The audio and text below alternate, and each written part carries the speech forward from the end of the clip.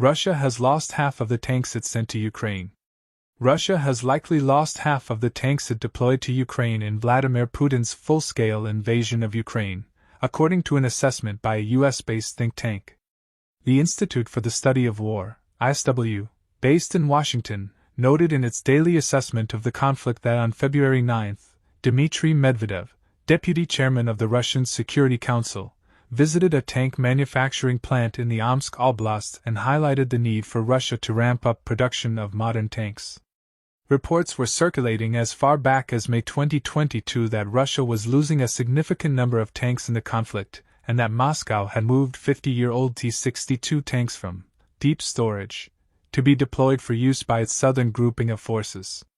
The think tank observed that Dutch open-source group Oryx reported Russian forces have, throughout the course of the war, lost 1,012 destroyed tanks in Ukraine, with an additional 546 tanks captured by Ukrainian forces. These combined losses represent roughly half the tanks that Russian forces committed to Ukraine at the start of the invasion, the ISW said, citing Oryx data.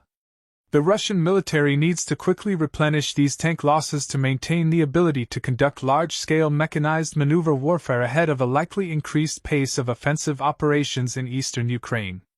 The assessment comes as Ukraine is set to receive dozens of powerful new tanks from Western allies over the coming months, including 31 M1 Abrams tanks from the US. Medvedev likely framed his calls for increased production as a response to Western military assistance to obscure the fact that substantial military equipment losses are driving the need for increased production, the ISW said.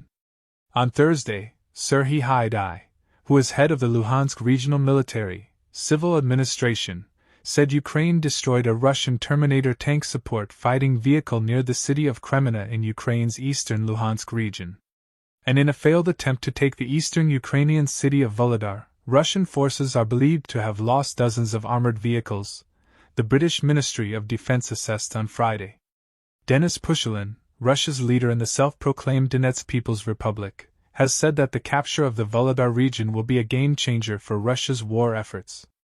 Taking control of this settlement will provide our troops with access to the Krasnoarmysk, Pokrovsk, and Kurakovskoye directions, he told state-run news agency RIA Novosti last month. Russian troops likely fled and abandoned at least 30 mostly intact armored vehicles in a single incident after a failed assault, the ministry said in a daily assessment of the conflict.